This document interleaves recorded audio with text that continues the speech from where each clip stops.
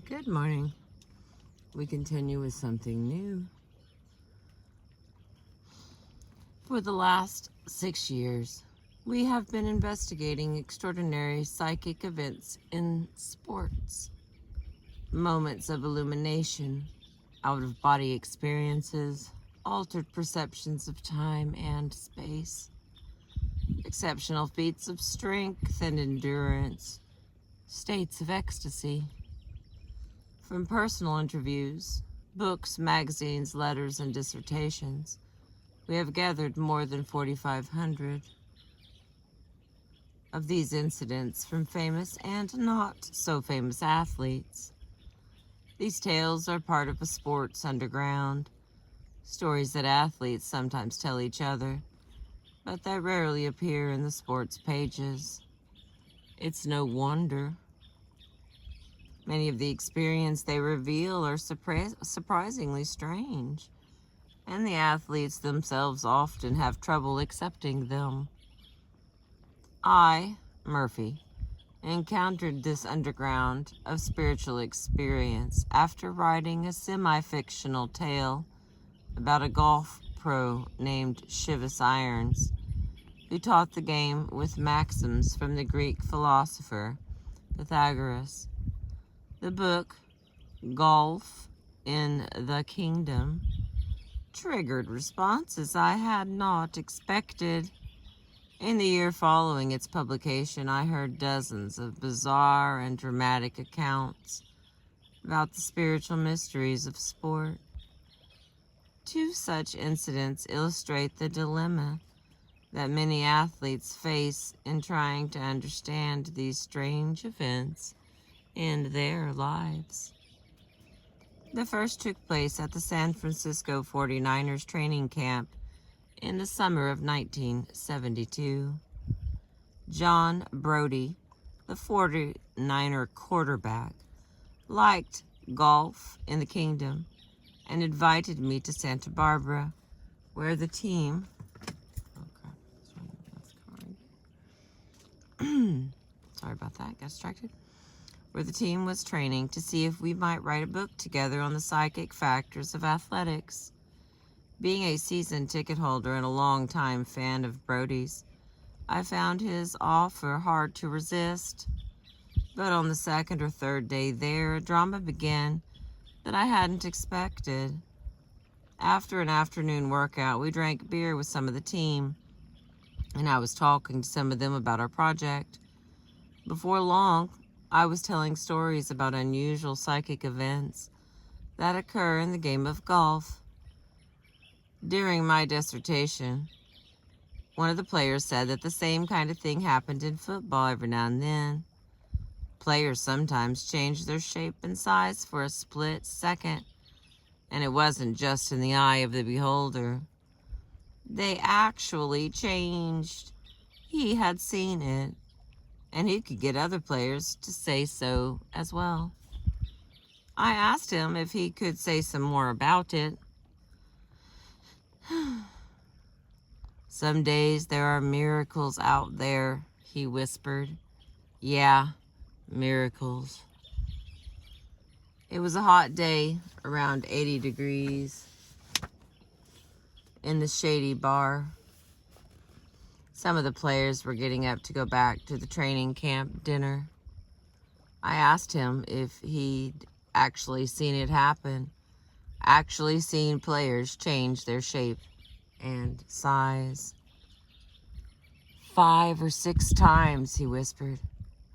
Yeah, I think so. I know so. The really great running backs. I saw MacArthur Lane do it. He laughed softly. Yes, indeed. He got bigger once, then smaller. It couldn't have been my imagination.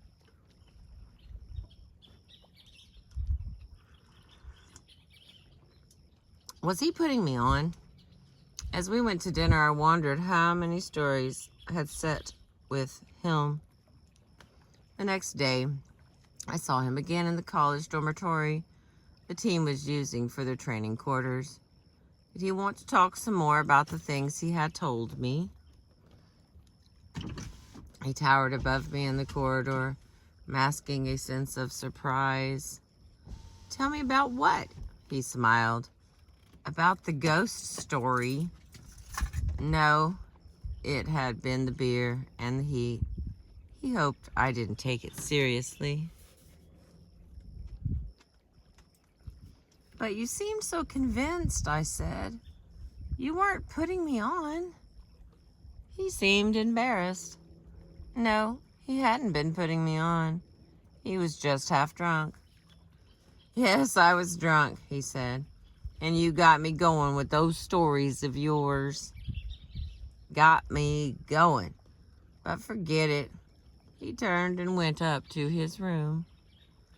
I felt two kinds of emotion: embarrassment and a first sense of discovery.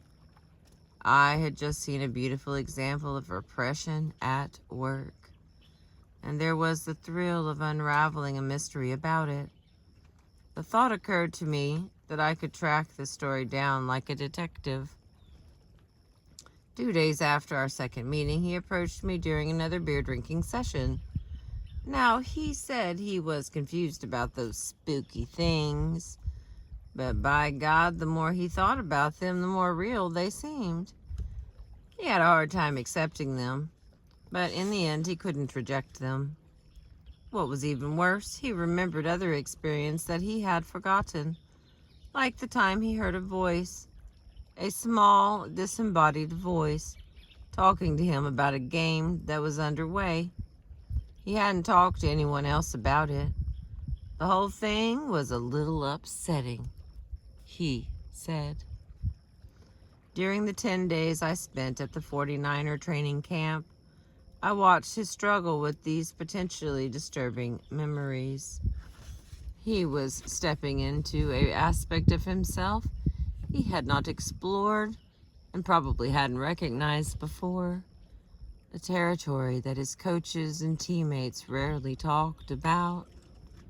A similar incident took place later that summer when a woman phoned to say that my book reminded her of an experience she had while skydiving.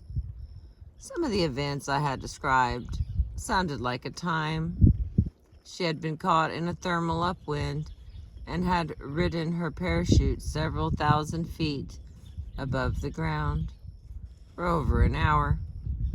During that ride in the sky, a ring of light had formed around her, and for a moment it had turned into a circle of dazzling figures with human shapes made of nothing more substantial than light. She was a mother and sensible woman, a practical earthbound type, she said. But her experience had made her believe in something like angels. Could I tell her what they might have been? I was cautious when I answered. Had she ever had visions before? She said that she hadn't. Her husband thought it was some kind of hallucination, but the experience had been too sudden and too vivid for that. No, those figures had been utterly real. Excuse me. I asked a few more questions, but could feel her backing away, responding to my caution with growing shyness about confiding in me. Finally, she hung up without leaving her name or address.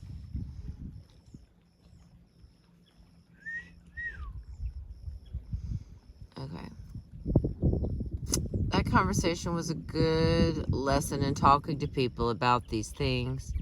Skepticism can distance you from someone who has accepted the truth and power of an experience as strange as hers. That's why most sports reporters miss this element in their stories. Athletes will seldom make fools of themselves for the press.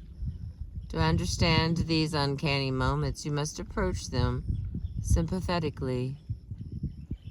As other stories of this kind came my way in the months that followed, I began to realize that there was a side to athletic experience more complex than the conventional sports wisdom accounted for. There There was something uncanny about hearing these things, a sense almost of déjà vu that I had felt before while watching or participating in certain athletic events. It was as if something secretly familiar was pressing to be recognized, something I had always sensed but could render only fictionally when I came to write about it. Then, as people began to tell me that golf in the kingdom encouraged them to accept these uncanny aspects of their experience, I decided to explore this domain more systematically. For several correspondents claimed that by acknowledging these sometimes strange experiences, they found more excitement and significance in sport.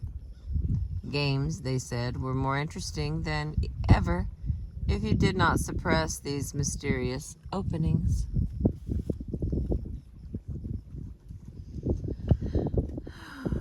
Wind's picking up, the sun's up.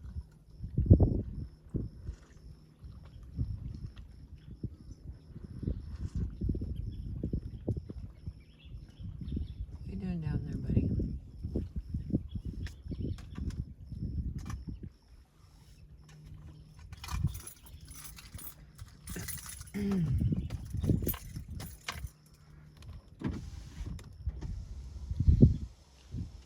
Let's just stop blowing in, but it gets hot really fast. In the summer of 1972, I began collecting stories like the 40. All right, here we go again. In the summer of 1972, I began collecting stories like the 49er players and the woman skydivers. A year later, my efforts converged with Rhea White. Like me, she had been a golfer and sports fan, and with 25 years of experience in parapsychological research, she brought to our project a detailed understanding of phenomena like clairvoyance and psychokinesis. Also, on her own, she had systematically gathered a wealth of material on the mystical aspects of sports. She is also a professional reference librarian, and her experience in literature research has enabled her to locate and sift through a huge amount of material. As of this writing, she has read through some 4,500 books, articles, letters, and dissertations recounting incidents like the ones in this book. In collecting these stories, we have decided to define sports in a broad sense. Thus, we are including feats of adventure like Lindbergh's flight across the Atlantic and Joshua Slocum's single-handed voyage around the world in the 1890s. Epic undertakings like these provide us with some of our richest material, for spiritual experience seems to depend to some extent on the distance a person has come from his or her ordinary habits, and on a willingness to give up set responses. Stepping into terra incognita by deed seems to trigger openings into the terra incognita of experience. Mountain climbing, distance running, long sea voyages in small boats, and other sports that require a prolonged sacrifice of safety or comfort provide us with more startling spiritual encounters than low-risk games like racquetball or tennis. But low-risk games can become theaters of the occult, too. Arthur Ashe and other tennis players talk about the zone, a psychological space in which one's performance seems supernormal. There are times when the tamest games are as fierce and as trying as the ascent of a dangerous mountain. The many reports we have collected show us that sports has enormous power to sweep us beyond the ordinary sense of self, to evoke capacities that have generally been regarded as mystical, occult, or religious. This is not to say that athletes or yogis or mystics This is not to say that athletes are yogis or mystics. There we go. One tiny word. Very few of us approach games with a lifelong dedication and conscious aspiration for enlightenment that the mystical path requires. It is simply to recognize the similarities that exist between the two fields of activity, both in their methods and in the states of mind they both evoke. The great seers of the contemplative traditions have explored the inner life more deeply than most of us, have opened up spiritual territories that we may or may not enter. But many athletes and adventurers have followed part way, however inadvertently, through the doorways of sports. Yet we have found that athletes can be as shy or frightened about these things as our Victorian relatives supposedly were about sex. Some athletes have even denied stories that they had told us on previous occasions. Experiences of dramatically altered perception can be traumatic, and understandably so. Anyone would have trouble accepting these startling powers and strange states of mind if he or she had no context for them, no language or philosophy to support them. We hope to resolve that dilemma somewhat in this book. Chapters 2, 3, and 4 describe various psychic events, including mystical feelings and sensations, altered perceptions, and athletic feats that seem to defy normal explanation. In the last 3 chapters, we examine some of the ways in which the timeless truths of our religious heritage, East and West, provide a framework for understanding such experiences as they appear in sports. But when claims are made for the mystic or psychic aspects of athletics, there is inevitably a response from the skeptics. Many athletes and coaches are wearied by the recent notion that sports may be some kind of yoga.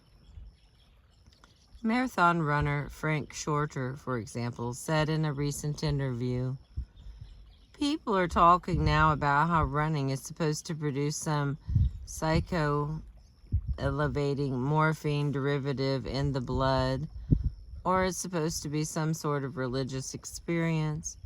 Maybe it is. That shouldn't be the main reason you do it. It isn't a major reason for me, or even a minor one. I just like to go out and do it." That attitude that you should just go out and do it is a common one among athletes. There are several good reasons for it, among them a wisdom about talking the spiritual side of athletics to death and a refusal to build up false expectations about it. The athlete's silence about these matters is not unlike the old Zen Buddhist's attitude. If you experience illumination while chopping wood, keep chopping wood. If there is something in the act that invites the ecstasy, it doesn't need an extra hype or solemn benediction. And there is wisdom in letting people discover these experiences their own way. For too many, expectations can dampen the spontaneity and sense of release that are part of sports glory. They can take the fun out of sports in the name of religion. For the mystical moment occurs as often as it does in sports, in part because you don't have to have one. You are simply there to have a good time or pursue a particularly delicious passion when suddenly, ... it happens. Many coaches and athletes know this and therefore will not burden us with exhortations about the spiritual things they are doing. Appreciating this, we come to our subject with some trepidation. By exploring these events in detail, we will raise false hopes that athletics is a special path to a mystic insight. We will respond to part of that question at once by saying no. Sports does not provide a guaranteed way to the mysteries. It is not the same thing as religious discipline.